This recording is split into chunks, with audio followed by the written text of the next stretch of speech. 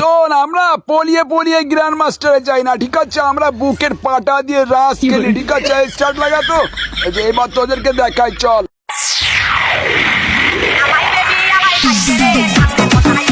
কখন জানি কি হয়ে যায় রে, কখন জানি কি হয়ে যায়, কখন জানি এসে খেয়ে দেয়।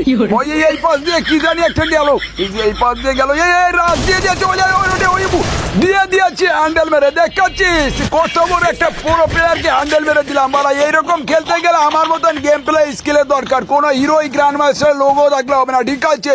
আর মাত্র 4টা এনিমি আছে, ওরা যদি এক স্কোয়াডার হয়ে যায় না, কখন জানি এসে আমাকে দাঁড়িয়ে খেয়ে দেয় সামনে, এই থাপ্পাটি করে, এই তো একটা কিল ফাউল, মানে হেডশট না, পেয়ে গেছি, কোনো সমস্যা নয়। তো এই পাশে এটাকে একটু ইউজ করে দেখি।